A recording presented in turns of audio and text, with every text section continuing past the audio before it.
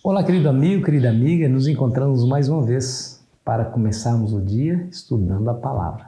Agradeço a sua companhia, agradeço a Deus por esse privilégio de estar com você. Obrigado mais uma vez por ser inscrito no nosso canal. Se ainda você não é inscrito, se junte à nossa grande família. E não se esqueça de deixar o seu gostei no final do vídeo aqui, tá bom? Caso você goste, obviamente, né? E se você não gostou, também deixe o seu não gostei. Isso serve de feedback para nós. Provisão de Deus para os pobres. Deixa eu lhe dizer uma coisa. Antes de mais nada, saiba que nos planos divinos, a pobreza, o sofrimento, a necessidade não existia. Isso tudo é resultado de um mundo sem Deus. Resultado de um mundo onde domina a maldade, onde Satanás infelizmente imperou. Esse é o resultado desse mundo que nós estamos vivendo. Os pobres estão aí, os necessitados estão aí.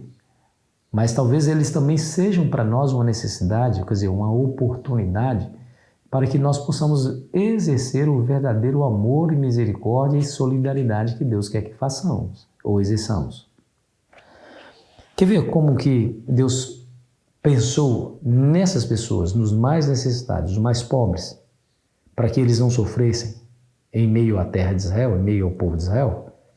Eu vou ler para você o que está em Êxodo 23, versículo 10 e 11, que diz assim, ó: 6 anos semearás a tua terra e colherás os seus frutos, porém no 7º ano a deixarás descansar e não a cultivarás, para que os pobres do teu povo achem o que comer e o sobejo como os animais do campo. Assim farás a tua vinha e com o teu olival.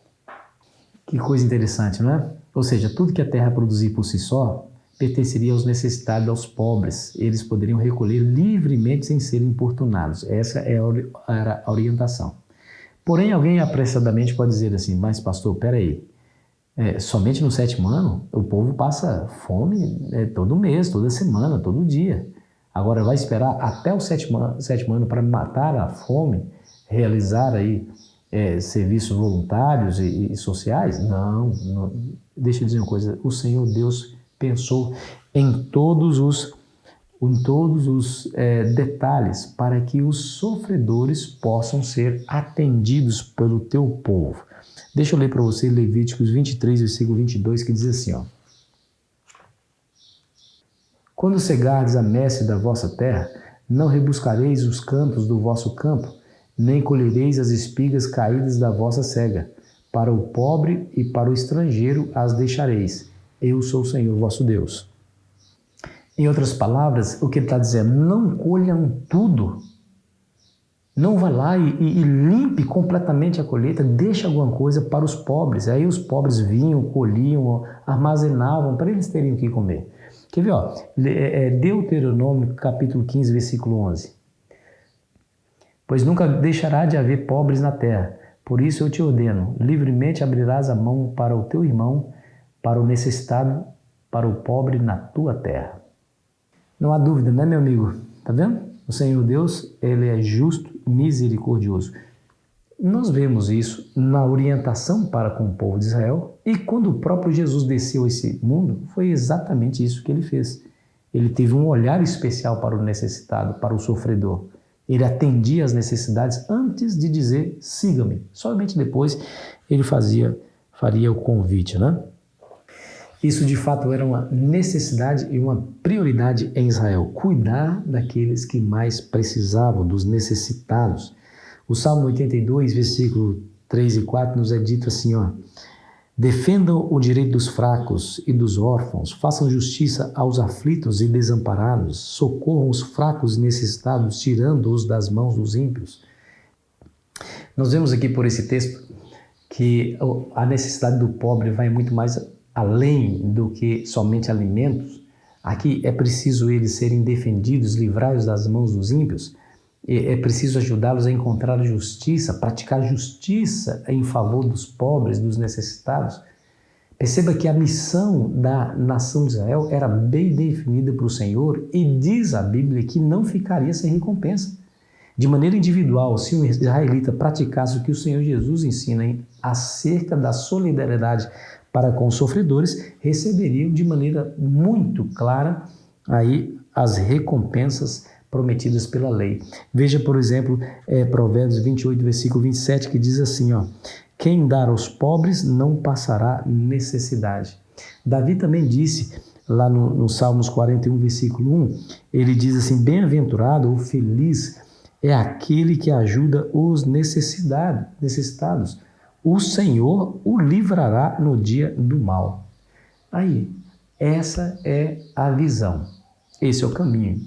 Isso foi dado para Israel, mas não é diferente para com os cristãos no século XXI. Perceba bem, nós devemos viver como viveu o nosso Senhor Jesus. Ele é o nosso exemplo. Ele, afinal de contas, ele é o fundador dessa religião. Jesus não fez exatamente isso? Jesus não cuidou dos pobres, dos necessitados, dos sofredores?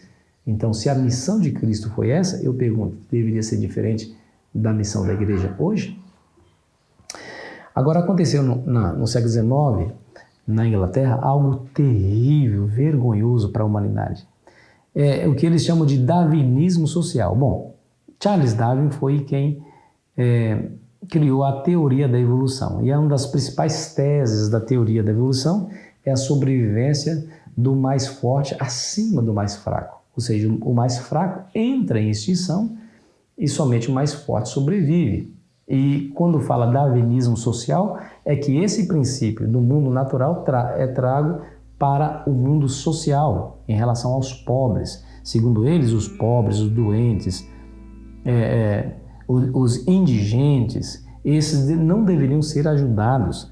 Eles deveriam sofrer as calamidades naturais a fim de que eles próprios chegassem sozinhos à extinção.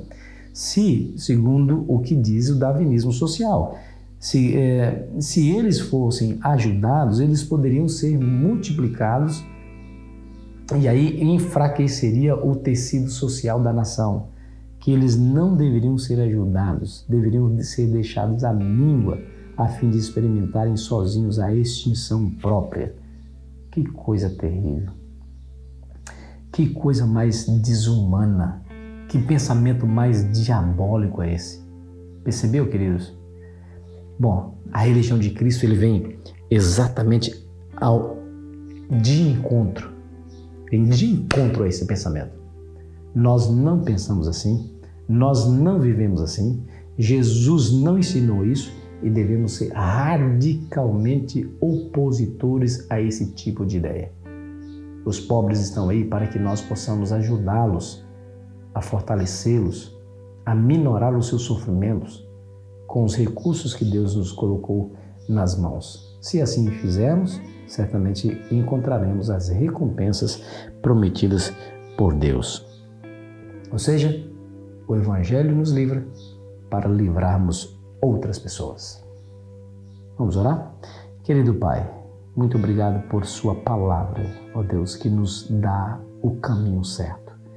Apesar de que há no mundo pessoas pensando coisas terríveis, obrigado porque Tua palavra nos mostra o contraste, o que o Senhor gostaria que fizéssemos. Nos dê forças moral e espiritual para assim fazermos, Senhor, em nome de Jesus. Amém.